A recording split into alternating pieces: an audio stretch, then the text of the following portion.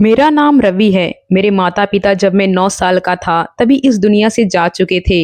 मेरी बड़ी बहन थी जिनकी उम्र उस समय 19 साल थी। जी हाँ, मैं अपनी बहन से पूरे 10 साल छोटा था। दीदी के पैदा होने के बाद मेरी माँ ने उम्मीद छोड़ दी थी कि वह दोबारा कभी माँ बन सकती है। लेकिन मेरी माँ को एक बेटा भी चाहिए था। उन्होंने बहुत प्रार्थना की और ना जाने कितने डॉक्टर से अपना चेकअप करवाया, तब जाकर भगवान ने उन्हें पूरे 10 साल बाद माँ बनने की दोबारा से खुशी दिखाई थी। और फिर मैंने जन्म लिया था। मेरे जन्म के बाद मेरे माता पिता बहुत खुश हुए थे। हम लोग मिडिल क्लास फैमिली के लोग थे। जब मैं 5 साल का था तो मेरे मम्मी पापा ने फैसला कर लिया कि वो मुझे बोर्डिंग स्कूल में पढ़ने के लिए डाल देंगे, क्योंकि मेरे मम्मी पापा चाहते थे कि उनका बेटा पढ़ लिख कर एक बड़ा बिजनेसमैन बने। जबकि मेरी दीदी की भी पढ़ाई चल रही थी। मेरे मम्मी पापा की दीदी से कोई खास इच्छा नहीं थी। वह सिर्फ इतना ही चाहते थे कि दीदी की जब पढ़ाई पूरी हो जाए तो उनकी शादी अच्छी फैमिली में करवाकर अपने फर्ज से रिहा हो जाएंगे। उनके ज्यादातर सपने अपने बेटे से जुड़े हुए थे, तभी तो उन्होंने मुझे अपने आप से अलग बोर्डिंग स्कूल में डलवा दिया था। मैं वहां पर हॉस्टल में रहा करता था। इसी तरह मेरी जिंदगी गुजर गई। फिर मैं 9 साल का हुआ था जब मेरे मम्मी पापा की मुझे अचानक से मौत की खबर मिली। मुझे मेरे मामा जी हॉस्टल से घर लेने के लिए आ गए थे। मैं जैसे ही घर पर आया तो मैंने देखा कि चारों तरफ रोने की आवाज आ रही थी। एक तरफ मेरी मम्मी का शव पड़ा हुआ था तो दूसरी तरफ मेरे पापा का, और उन दोनों के पास ही मेरी दीदी बैठी फूट फूट कर रो रही थी। मेरी दीदी ने जैसे ही मुझे देखा तो मुझे अपने पास बुलाया और मुझे लिपट कर रोने लगी। कहने लगी कि देखो ना रवि, हम दोनों के मम्मी पापा हमें छोड़कर चले गए। अब मैं तुम्हें कैसे संभालूंगी? मैं तो कुछ नहीं जानती। किस तरह से मैं मम्मी पापा का सपना पूरा करूंगी? मम्मी पापा चाहते थे कि तुम पढ़ लिख कर एक कामयाब बिजनेसमैन बनो, लेकिन ये दोनों ही इतनी जल्दी चले गए। हम दोनों भाई बहन का क्या होगा?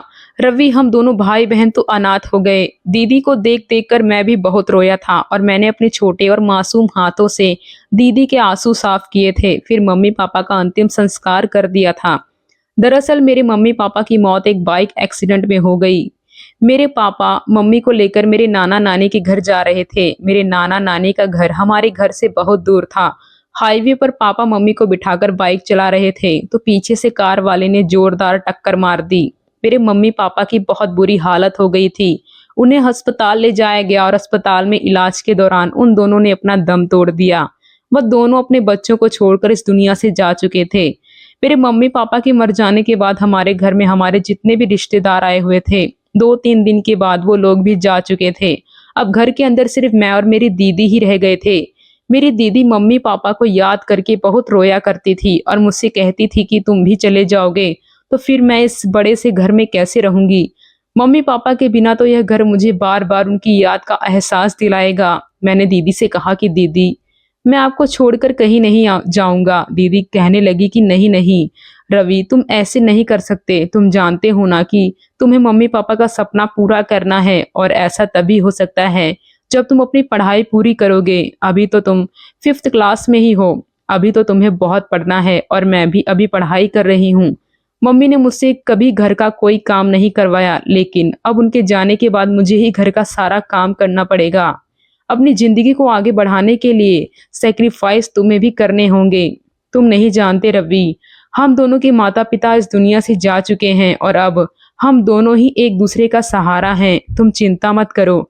मम्मी पापा नहीं रहे तो क्या हुआ, मैं तुम्हारी पढ़ाई पूरी करवाऊंगी, चाहे मुझे उसके लिए नौकरी क्यों ना करनी पड़े। कुछ दिनों बाद दीदी ने मुझे जबरदस्ती वापस हॉस्टल भेज दिया था। जब मेरे मम्मी पापा जिंदा थे तो उन्होंने मेरी दीदी का रिश्ता तय कर दिया था।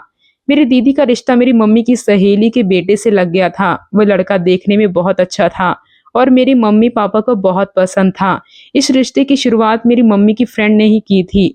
उनको मेरी दीदी बहुत पसंद थी और वह हाई स्कूल में थी।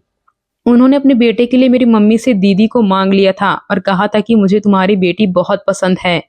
मैं अपने घर की इसे बहू बनाना चाहती हूँ। मेरे मम्मी पापा दीदी की इतनी जल्दी शादी नहीं करना चाहते थे, क्योंकि दीदी की कम उम्र थी और अभी पढ़ाई कर रही थी। लेकिन मेरी मम्मी की फ्रेंड ने कहा कि अगर आप लोगों को लगता है कि शादी जल्दी हो रही है तो फिर शादी थोड़ा रुक कर लेते हैं। आपकी बेटी की पढ़ाई पूरी हो जाएगी तब हम शादी कर लेंगे, लेकिन तब तक के लिए रिश्ता तय कर देते हैं। ऐसा ना हो कि नेहा का रिश्ता कहीं और लग जाए। नेहा मेरी दीदी का नाम था। इस तरह मेरे मम्मी पापा ने दीदी का रिश्ता फिक्स कर दिया था और शादी की बात पढ़ाई पूरी होने के बाद की गई थी। पहले हमारे घर के हालात बहुत अच्छे हुआ करते थे। मेरी मम्मी की फ्रेंड अंजलि आंटी ने अकेले ही अपने बेटे और बेटी की परवरिश की थी। उनका एक बेटा विजय था और एक बेटी थी। जब छोटी बेटी 1 साल की हुई तो उनके पति इस दुनिया से जा चुके थे। अंजलि आंटी ने अपने दोनों बच्चों को नौकरी करके पाला था। उनके घर के हालात बस नॉर्मल से थे, जबकि मेरे पापा एक अच्छी पोस्ट पर नौकरी करते थे। मेरी मम्मी आंटी को बता दी थी कि उन्होंने अभी से ही अपनी बेटी की शादी के लिए जेवर इकट्ठा करना शुरू कर दिया है। जब मम्मी पापा जिंदा थे तब अंजलि आंटी हमारे घर बहुत आती जाती थी, लेकिन उनके मरने के बाद उन्होंने हमें पलट कर नहीं देखा। मेरी दीदी का रिश्ता भी लगा हुआ था, लेकिन जब मम्मी पापा की मौत हो गई तो समझ नहीं आ रहा था कि दीदी की शादी कैसे होगी। मैं तो वैसे भी हॉस्टल वापस आ गया था और अपनी पढ़ाई में बिजी हो गया था। मेरे हॉस्टल का सारा खर्चा मेरी दीदी दिया करती थी। जिंदगी इसी तरह से गुजर रही थी जब मैं जवान हो गया और मेरी दीदी की उम्र 31 साल हो गई थी। मेरी पढ़ाई पूरी हो गई थी और मुझे परमानेंट अपने घर वापस जाना था, क्योंकि अब मैं नौकरी करना चाहता था। मेरी दीदी ने अपनी उम्र का एक काफी लंबा हिस्सा मेरी जिंदगी के नाम कर दिया था। उन्होंने मेरे मम्मी पापा का सपना पूरा करने के लिए अपनी जिंदगी मुझ पर न्यौछावर कर दी और यही वजह थी कि उन्होंने शादी भी नहीं की थी। मम्मी का जितना भी सोना चांदी था दीदी धीरे धीरे मेरी पढ़ाई पर खर्च कर चुकी थी, क्योंकि मेरी जब साल भर की फीस जमा होती थी तो उसकी रकम दीदी की 1 महीने की सैलरी से भी ज्यादा होती थी। और इस सब में दीदी को अपना भी गुजारा करना होता था, इसीलिए दीदी का ध्यान अपने जेवर पर जाता था। एक एक करके दीदी ने मेरी पढ़ाई के लिए अपना सारा सोना चांदी बेच दिया था। मैं अपनी पढ़ाई पूरी करके जब दीदी के पास आया तो देखा कि घर में ताला लगा हुआ था। दरअसल मेरी दीदी और मेरी फोन पर बात होती थी। दीदी मुझे बताती थी कि मैं नौकरी पर लग गई हूँ और दिन में सुबह 9 बजे से लेकर शाम के 6 बजे तक जॉब करती हूँ और इसके बाद फिर मुझे रात के 11 बजे दोबारा से नाइट शिफ्ट करने के लिए जाना होता है। और मैं रात के 2 बजे आया क्योंकि मेरी ट्रेन बहुत लेट हो गई थी, इसलिए मुझे घर आते आते रात के 2 बज गए थे। मैं समझ गया था कि दीदी अपनी ड्यूटी पर गई होंगी, इसलिए ताला लगा हुआ है। मैंने दीदी के नंबर पर कॉल किया और उनसे कहा कि दीदी मैं घर पर आ गया हूँ, प्लीज आप घर आ जाओ। दीदी कहने लगी कि अच्छा ठीक है, मैं आ रही हूँ, तुम आधे घंटे में ही दरवाजे पर खड़े होकर मेरा इंतजार करो। दीदी रात के 2:30 बजे तक घर वापस आ गई थी और मैं दरवाजे पर ही खड़ा हुआ उनका इंतजार कर रहा था। दीदी मुझे देखते ही खुश हुई थी।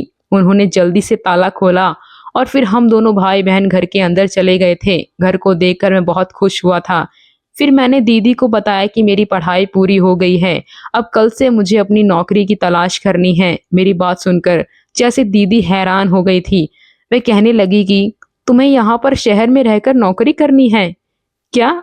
मैंने कहा क्या आपको मेरा यहाँ पर आना अच्छा नहीं लगा? तो दीदी कहने लगी कि नहीं नहीं, ऐसी कोई बात नहीं है, लेकिन तुम यहाँ पर नौकरी नहीं करो तो अच्छा होगा। मैंने कहा क्यों दीदी, आप ऐसा क्यों कह रही हो? तो दीदी कहने लगी क्योंकि यहाँ पर तुम्हें नौकरी नहीं मिलेगी।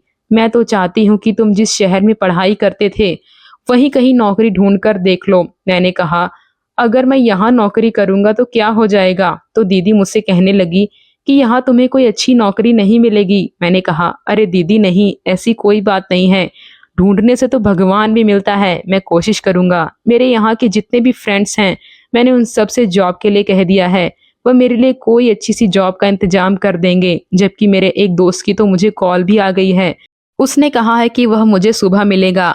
मेरी बात सुनकर दीदी परेशान होने लगी थी। ना जाने क्यों मुझे यहाँ पर आते हुए देखकर उन्हें ज्यादा खुशी नहीं हुई थी। और मैं जब भी यहाँ पर आता था तो दीदी कहती थी कि तुम रात को ही घर आया करो। मैं कहता था कि दीदी मुझे घर आते आते देर हो जाती है और आप भी ड्यूटी पर होती हो। तो दीदी कहती थी कि कोई बात नहीं, तुम जैसे ही पहुंचो मुझे कॉल कर लिया करो। पता नहीं दीदी नाइट शिफ्ट क्यों किया करती थी, जबकि सारा दिन भी वह जॉब पर ही होती थी। मैंने दीदी से कहा था कि अब आपको जॉब करने की कोई जरूरत नहीं है, अब मैं सब कुछ किया करूंगा और आप घर में रहकर आराम करना बस। अब आपका भाई बड़ा हो गया है और अब मुझे नौकरी करने के बाद जॉब का एक्सपीरियंस लेना है और उसके बाद खूब सारा पैसा कमाकर अपना अलग बिजनेस सेट करना है। मैं अपने मम्मी पापा का सपना पूरा करना चाहता हूँ। लेकिन दीदी कहती थी कि मैं नौकरी अभी नहीं छोड़ सकती। इतने लंबे समय से नौकरी करती आ रही हूँ, अचानक नौकरी छोड़ दूंगी तो कंपनी के लोग मेरे बारे में क्या कहेंगे। इसलिए मैं चाहती हूँ कि कुछ दिनों बाद मैं नौकरी छोड़ दूँ। दीदी की इस बात पर मैं तैयार हो गया था, लेकिन मैंने दीदी से कहा था कि अब मुझे अंजलि आंटी से भी बात करनी है कि वह कब तक शादी करेंगी। मेरी बात सुनकर दीदी के चेहरे का रंग अचानक उड़ गया था। दीदी कहने लगी कि शादी भी हो जाएगी, तुम उसकी फिक्र मत करो। लेकिन मैंने दीदी से कहा था कि आंटी को आपकी शादी टालते हुए काफी समय हो गया है।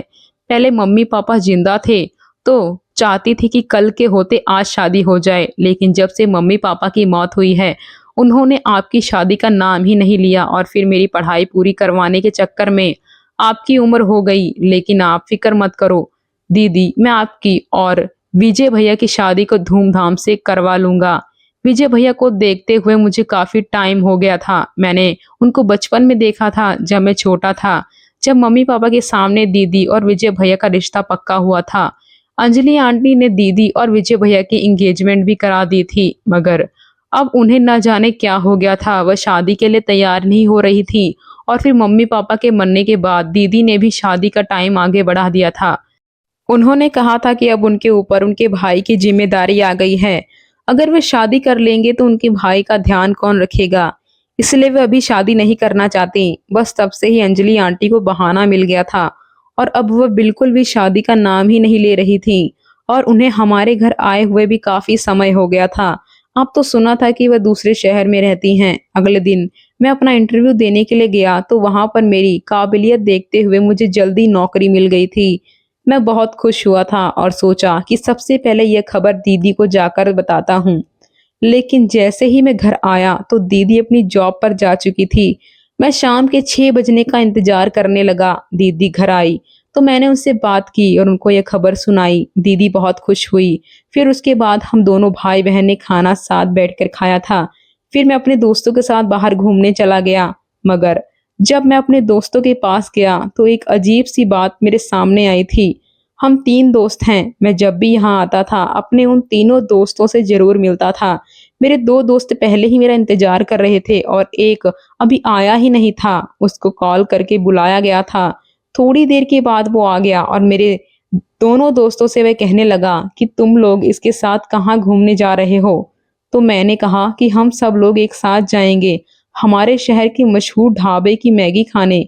मेरी बात सुनकर उसने अपना मुंह खोला और बाकी दोनों दोस्तों से कहने लगा कि तुम उसकी सच्चाई जानते हो, फिर भी इसके साथ घूमने के लिए जा रहे हो। उसकी बात सुनकर मेरे दोनों दोस्तों की आंखें झुक गई थी। मैंने कहा कि कैसी सच्चाई। तो वह दोनों लड़के कहने लगे कि सही कह रहा है रवि, हम तुम्हारे साथ नहीं जा सकते। मैंने कहा क्या हो गया है तुम लोगों को। तो बोले अपनी बहन से जाकर पूछो। हम ऐसे लड़की के साथ दोस्ती नहीं रखना चाहते जिसकी बहन इतनी बिगड़ी हुई हो। हम शरीफ माता पिता के बेटे हैं। यह कहकर वो तीनों वहां से चले गए थे और मैं वहां पर हैरान खड़ा रह गया था और सोच रहा था कि लोग मेरी दीदी के बारे में ऐसी बातें क्यों कर रहे हैं। मेरी कुछ समझ नहीं आ रहा था और मैं घर वापस आ गया था। मैं जैसे ही घर आया तो दीदी अपनी जाने की तैयारी कर रही थी। मैंने नोटिस किया था कि दीदी जब भी अपनी नाइट ड्यूटी जाती थी तो अच्छे से कपड़े पहनकर और खूब मेकअप करके जाती थी। मैं दीदी को बड़े गौर से देख रहा था। मैं जानता था कि वह ड्यूटी पर जा रही है, लेकिन फिर भी मैंने उनसे पूछा कि दीदी आप इतनी रात को कहाँ जा रही हो। तो दीदी हंसते हुए कहने लगी, तुम्हें पता नहीं है कि मैं नाइट ड्यूटी करती हूँ, बस वहीं पर जा रही हूँ। मैंने कहा लेकिन आपको इतना तैयार होने की क्या जरूरत है।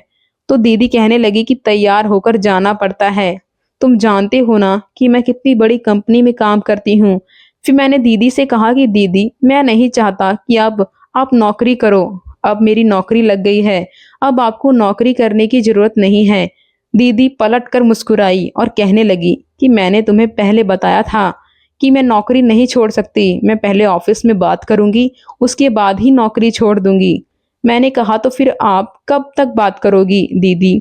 तो वह कहने लगी कि तुम फिक्र मत करो, मैं बहुत जल्द ऑफिस के बॉस से बात करूंगी कि मुझे अब नौकरी नहीं करनी। अब मेरा भाई जवान हो गया है, वह सब कुछ संभाल लेगा। दीदी की बात सुनकर मुझे तसल्ली हो गई थी। वह घर से निकल गई थी, मगर मैं बहुत परेशान था अपने दोस्तों की बातों पर कि वह लोग मेरी दीदी को गलत क्यों कह रहे थे। फिर मैंने सारी बात को इग्नोर किया और सोचा कि मुझे सो जाना चाहिए। सुबह मुझे जल्दी उठकर जॉब पर भी तो जाना था।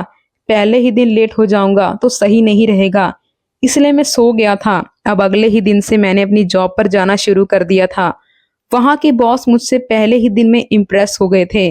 कुछ दिन इसी तरह से गुजर रहे थे। मेरी जिंदगी बहुत अच्छी चल रही थी, मगर जो मेरे मोहल्ले के दोस्त ने मुझसे फ्रेंडशिप खत्म कर दी थी, वह लोग जाते जाते कभी मिल भी जाते तो मुझसे कोई बात ही नहीं करते थे। सब कुछ पहले की जैसा ही चल रहा था। फिर मेरी जिंदगी में एक लड़की आई जिसका नाम श्रेया था। श्रेया से मेरी मुलाकात मेरे ऑफिस में हुई थी। वह भी वहां पर नई नई नौकरी करने के लिए ही आई थी और मैं भी वहां पर नया ही था। हम दोनों की अच्छी खासी फ्रेंडशिप हो गई थी। उसने एक दिन मुझे बताया कि वह इसी शहर में रहा करती थी। अब वह अपनी माँ के साथ दूसरे शहर में शिफ्ट हो गई है, लेकिन उसका भाई अभी भी यहाँ पर नौकरी करता है। उसने बताया कि मैं घर में अकेली रहती हूँ, उसकी माँ भी उसके साथ नहीं है। उसने कहा कि मेरे भैया का रिश्ता लगा हुआ है। मेरे भाई और भाभी की उम्र काफी ज्यादा हो गई है, लेकिन मेरी मम्मी फिर भी उनकी शादी नहीं कराना चाहती। मेरी होने वाली भाभी के मम्मी पापा मर गए थे, तो मम्मी अब उस लड़की से भैया की शादी नहीं करवाना चाहती हैं। लेकिन भैया की जिद है कि वह उसी लड़की से शादी करना चाहते हैं। पर पिछले 4 साल से भैया ने अपनी शादी की कोई खबर नहीं की और वह यहाँ पर चुपचाप से नौकरी कर रहे हैं। मम्मी तो हमको बुलाती है कि हमारे साथ आकर रहने लग जाओ, मगर भैया इनकार कर देते हैं। कहते हैं कि मैं यहीं पर ही ठीक हूँ। मगर जब से मैं यहाँ पर जॉब करने के लिए आई हूँ तो मेरी भैया से मुलाकात ही नहीं हो पाई। वैसे तो हमारे घर में किसी चीज की कमी नहीं है। भैया यहाँ पर नौकरी करते हैं तो पैसे हमें घर में भिजवा देते हैं। लेकिन मैं भी जॉब करना चाहती हूँ। जॉब करना मेरा शौक है। मैं अपने शौक को पूरा करना चाहती हूँ, इसलिए इस शहर में आई हूँ। फिर मैंने भी श्रेया को अपने बारे में बताया कि मेरी भी एक बड़ी बहन है और उन्होंने मम्मी पापा के मरने के बाद मेहनत से मुझे पढ़ाया लिखाया और इस काबिल बनाया कि अब मैं अपने पैरों पर खड़े होने के काबिल हो गया हूँ। मेरी दीदी की कहानी भी कोई तुम्हारे भैया के जैसी ही है। मेरी दीदी की सास भी उनका रिश्ता नहीं कराना चाहती थी। ना जाने अब तक उन्हें क्या हो गया। मुझे तो लगता है कि वह बहुत लालची औरत है। जब उन्होंने देखा था कि हमारे घर के हालात अच्छे हैं, तब उन्होंने दीदी का रिश्ता तुरंत ही मेरे मम्मी पापा से मांग लिया था।